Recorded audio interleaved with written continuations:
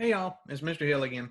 So in this video, we're talking about the original plan, according to the Constitution, for choosing a president. And spoiler, it's changed quite a bit from the way the framers originally intended it to go down.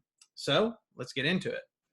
So presidential selection, the framers' plan. Objectives: explain the framers' original provisions for choosing the president, and understand how the rise of political parties changed the process of choosing a president as set out in the Constitution.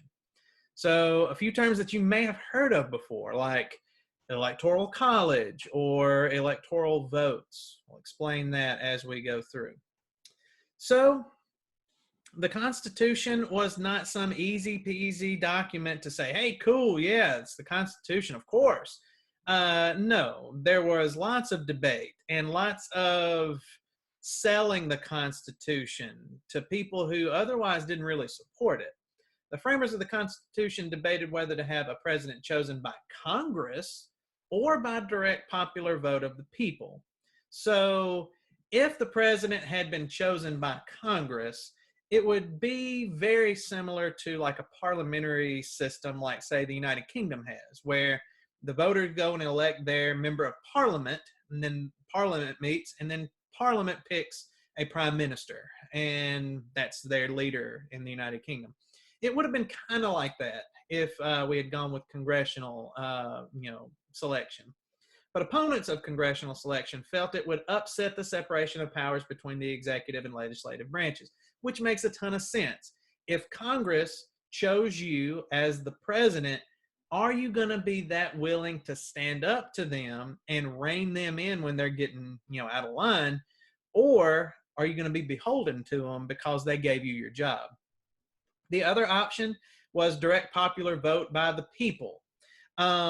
Today, this is actually a very popular alternative to what we already have because it makes a ton of sense. And if you're in school, you remember having who's who elections or, class president or officers, whatever. And it's just you vote, you count the votes, whoever's got the most votes wins. Makes a ton of sense.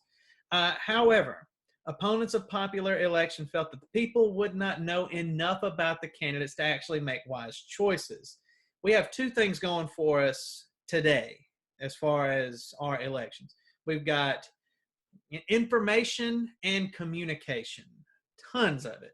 Back in 1788, the very first presidential election ever, you didn't have a ton of either of those. Now, yeah, you had some communication, but you're talking about writing letters and those letters being delivered by mail carriers riding horses, and who knows how long it's going to take for that letter to get from, Philadelphia to Atlanta. A long time. Same thing with information. There were newspapers and books and pamphlets and things, but we have like the internet today. So it's like instant communication, information. Transportation isn't a problem for us in, modern elections and things like that. And if you go back then, it was a legit concern that you wouldn't have a clue who these jokers were that were on your ballot. Your local people, so you might be more inclined to just write their name in instead of going with whoever is on the ballot. Now, on to the Electoral College, this mysterious enigma piece of American election lore. First of all, let me explain. Electoral College is not like a university. You cannot get a football scholarship to Electoral College. That's not a thing. But it is a group of people, much like a college or university is. So what exactly is it? So the framers agreed on a plan put forth by Alexander Hamilton. You might recall Hamilton from the musical Hamilton, or for old people like me, maybe like the $10 bill. Regardless, he was the first Secretary of the Treasury we ever had and an all-around pretty smart guy. Here's what he came up with. So you get this Electoral College, which was a body of presidential electors that represent each state. It was a compromise between those first two ideas that we talked about in the previous slide. We don't want to do congressional selection because you don't want the president beholden to Congress. You're not going to do direct popular vote because the people might not have enough information or communication to make wise decisions. So let's combine the two, kind of. Let's meet in the middle and have this electoral college, this body of electors that can be informed, but aren't Congress. So they don't have as much skin in the game as perhaps Congress would. Each state would have as many electors as it had senators and representatives. So if your state had 5 representatives, that's 5 electoral votes, plus your 2 senators for a grand total of 7 electoral votes. And that's still the way it is today. You think about in Mississippi, for example, we've got 4 representatives and 2 senators. We have 6 electoral votes. California has 53 representatives and 2 senators. They have 55 electoral votes. So every state gets a minimum of 3 electoral votes. A state's electors would be chosen by popular vote in that state, but state legislatures would decide how presidential electors would be allocated. So that's just a bunch of fancy language for the people would go and vote for their preferred candidate, and that would, in effect, select a group of electors, and then they would go and cast, their electoral votes. Each elector would cast 2 electoral votes, 1 for a different candidate. So you could vote for George Washington and John Adams, but not George Washington and George Washington, or John Adams and John Adams. It had to be 2 separate people. The candidate with the most electoral votes becomes president. Makes sense. Here's where things get weird, at least relative to where we are today. The candidate with the second most votes becomes vice president. That is not how it is today. If that were the way it was today, then you'd have President Donald Trump and Vice President Hillary Clinton. Can you imagine how dysfunctional that White House would be? It would be a complete disaster.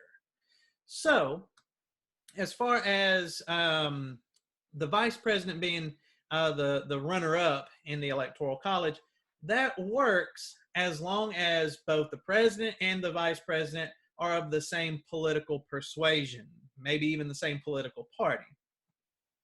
The framers did not anticipate the rise of political parties competing for the presidency, and that's why the system, as originally intended, broke down entirely in the election of 1800.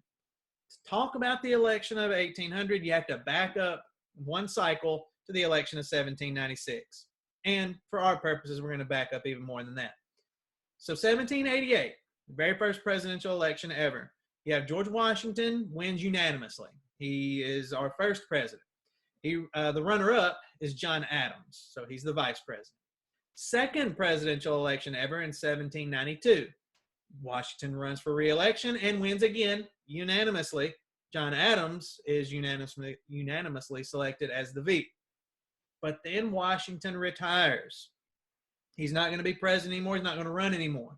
John Adams, meanwhile, says, I would totally love to be president. So Adams decides to run for president. The problem came in when his opponent, Thomas Jefferson, decided to run as well. So Jefferson actually served with both Washington and Adams in Washington's administration as the first Secretary of State that we ever had. In 1796, John Adams, who was running as a Federalist for the Federalist Party, finished first, and the Democratic Republican candidate, Jefferson, finished second. So Democratic Republican, it's just another political party. It's Jefferson's political party. Eventually, it'll rebrand and become just the Democrats. And then a completely different Republicans will surface much later on. So Adams is president. Jefferson is the vice president. They were cats and dogs. They were Ole Miss and Mississippi State. They were peanut butter and spaghetti. They just didn't work well together. But that's the way it was for the next 4 years until the election of 1800, and you get a rematch. Federalists, Democratic Republicans, Adams versus Jefferson yet again. For the first time, each party nominated 2 candidates, one specifically to run for president and the other specifically to run for runner-up so that they can be vice president. So you have on the Federalist side, John Adams and Alexander Hamilton, the guy who kind of came up with the whole system, and Thomas Jefferson and Aaron Burr for the Democratic Republicans. And each party also nominated electors who, if chosen, swore to vote for their party's presidential and vice presidential nominees. So you've got these electors who aren't going to be swayed. They're going to vote for, if they're Federalist elector, they're going to vote for John Adams. If they are Democrat Republican elector, they're going to vote for Thomas Jefferson. So in this map, the green areas voted for Jefferson, the orange areas voted for Adams. And not that you can tell this, but there is a pretty clear urban-rural divide even at this point in history. The states in green tended to be more rural, more country, and the areas in orange tended to be more urban, more city. So there's your breakdown. Election of 1800. Democratic Republicans taking 53%, Federalists taking 47%. That's of the popular vote. Now, as far as electoral votes, you've got 73 electoral votes for Thomas Jefferson. But you also have 73 electoral votes for Aaron Burr, and that's a tie. And in case of an electoral college tie, it goes to the House of Representatives. Why did we even wind up with a tie? There was some kind of miscommunication between the Democratic Republican electors. The plan was for all those electors to vote for Jefferson, obviously, and all but one of those electors to vote for Aaron Burr with their other vote. So it was supposed to have been Jefferson 73, Aaron Burr 72, and then there you go. You got a president, you got a vice president, a winner and a runner-up. But since somebody didn't get that memo, you wind up with this tie. Whenever there is a tie in the Electoral College, the House of Representatives gets to choose among the top 3 vote getters. So now you've got Jefferson and Burr and John Adams thrown into the mix when it comes to this House of Representatives tiebreaker. Popular opinion favored Jefferson, who had run as the party's formal presidential candidate, but there was no rule stating that he had to win the tie. So we got to get down to voting. Whenever there is a tie in the Electoral College, each state as a whole gets 1 vote. So it doesn't matter how many representatives that state has, they all have to agree and come to a consensus on how to spend their 1 vote. It took the House 36 separate votes to finally break the tie and elect Jefferson as president and then let Burr be the vice president. So this was a fiasco. If you think back, if you remember far enough back to 2016 or any other presidential election, the 2016 election was nuts. It was something that defied all the expectations and predictions. You had a popular vote winner who didn't actually win the White House. A lot of people would say 2016 was crazy. 1800 was absolutely bananas. I can't imagine what an 1800 election would be like in like 2020 with all like the CNN and Fox News and MSNBC and Twitter and all this kind of stuff. Regardless, 1800 was crazy. It was a circus. It was a fiasco, and it resulted in the 12th Amendment. So 12A was ratified in 1804, which created within the Electoral College 2 separate elections, a presidential election and a vice presidential election. So each elector still has 2 votes, even today in 2020, but they cast 1 vote in a presidential election and their other vote in a separate vice presidential election. And that's it for section 3.